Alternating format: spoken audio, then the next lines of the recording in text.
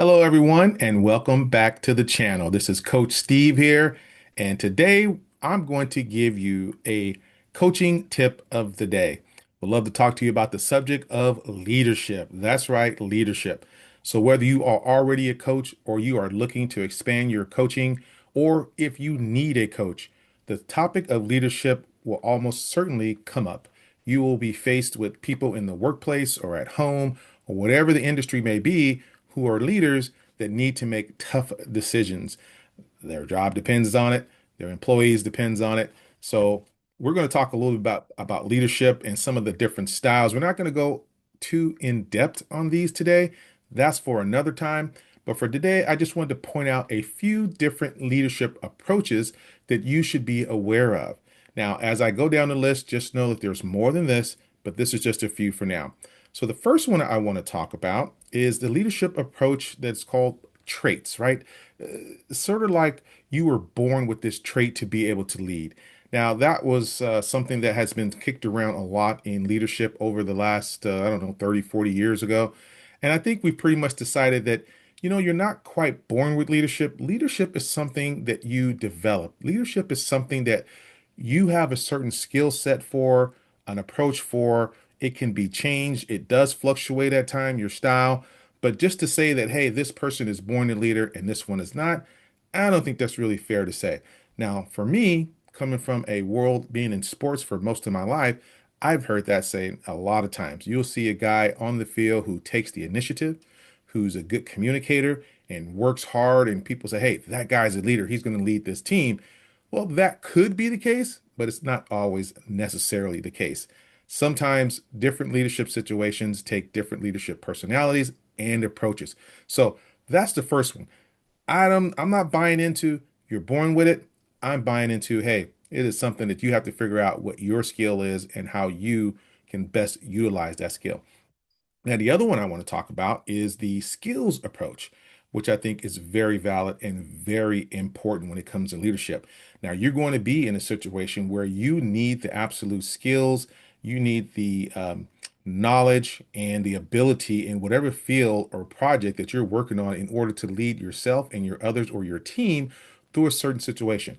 For example, for me, again, being in sports, I know the ins and outs of what goes on throughout a season, um, throughout a game, through practice, and I've seen it a million times, and I can speak directly to it for certain situations and what we need to do in certain situations.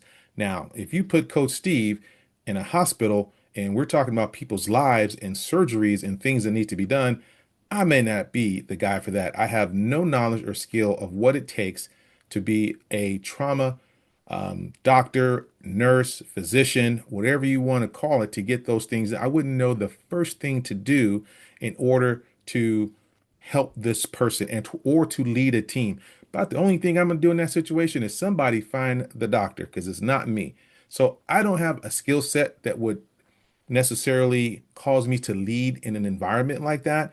So if you do, then you're the person, right? So think about that wherever you're at, what kind of knowledge and abilities you have in that certain situation. And another example of that is being a mom, right? Sometimes you have a mom that's got three or four kids. She's seasoned, she understands, she knows what that cry is for, food, clothes, whatever it may be.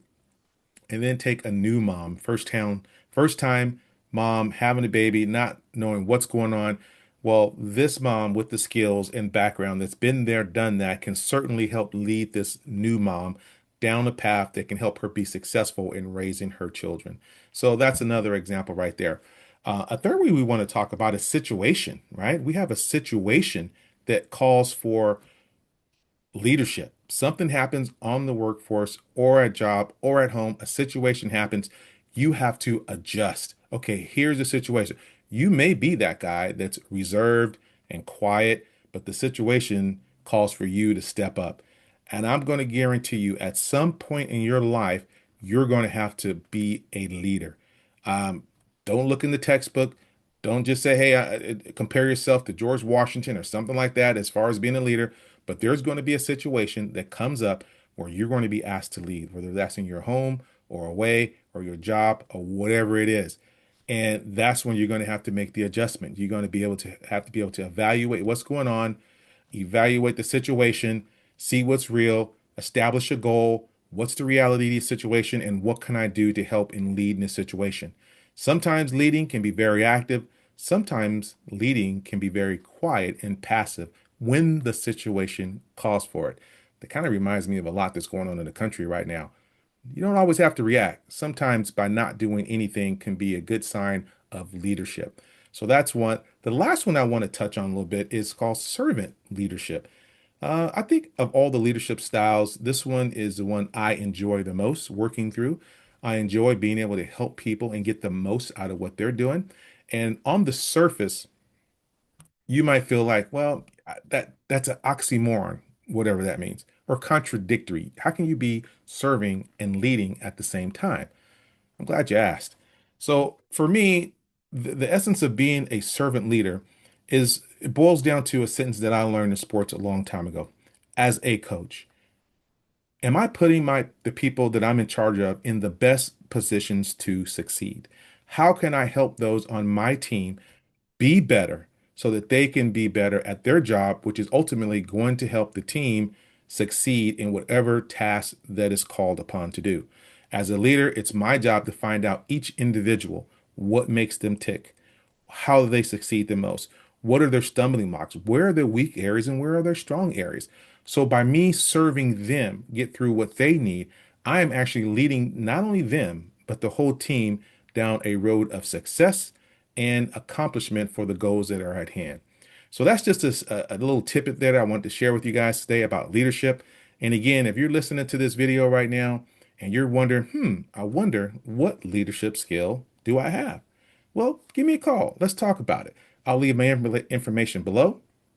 You can hit the like and subscribe button. You can give me a call. Check out my website, hoseyinc.com, HOSEY, hoseyinc.com. There's a link there where you can sign up for a consultation. I'll give you a call. I'd love to set up something we can talk about it and get you on the schedule. So this has been Coach Steve's leadership tip of the day. Also, hashtag coaching tip of the day as well. And it's about leadership. We've all been there. We've all seen it. And sometimes we've been very critical of certain leaders.